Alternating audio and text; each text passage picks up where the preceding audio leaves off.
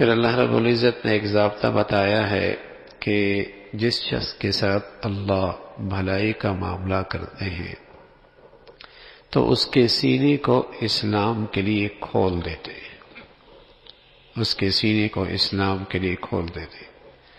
حضرات صحابہ رضوان اللہ علیہم اجمعین نے عرض کیا، یا رسول اللہ اس کی کیا شکل ہوتی ہے؟ فرمایا اللہ اس کے دل میں ایک نور ڈالتے ہیں اور اس نور کے بدولت حق قبول کرنا اس کے لیے آسان ہو جاتا ہے، اور باطل سے اسے وحشت سی ہونے لگتی ہے، اس کی طبیعت باطل سے ملتی ہی نہیں،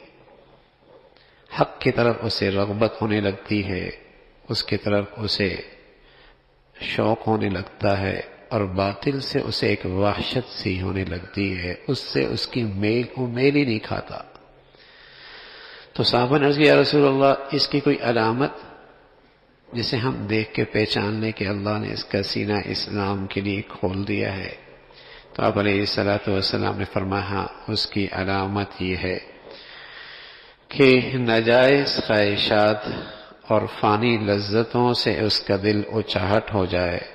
بجا خواہشات اور فانی لذتوں سے اس کا دل اچاہٹ ہو جائے، اور آخرت کی نعمتوں کی طرف اس کی رغبت اور شوق بڑھ جائے۔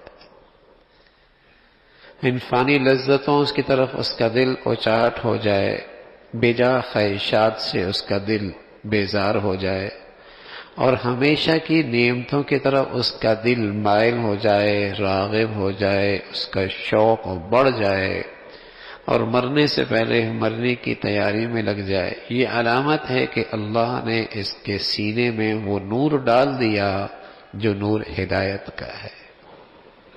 یہ علامت ہے کہ اللہ نے اسے وہ نور دے دیا جو اس کے ہے، کہ دنیا کی بے جا اور جسے کہیں کہ فضول لذتوں سے اور بے جا خواہشوں سے اس کا دل اچاٹ ہے، اور آخرت کی نعمتوں اور آخرت کے مزوں کی طرف اس کا شوق بڑھ گیا ہے، اور مرنے سے پہلے مرنے کی تیاری میں لگا ہے۔ یہ علامت ہے کہ اللہ نے اسے ہدایت کا نور دے دیا۔ التجافی عن دار الخلود والانابۃ الی دار الخلود والاستعداد للموت قبل نزول، یہ ہے وہ علامت ہدایت کے نور کی جسے اللہ عطا فرما دے،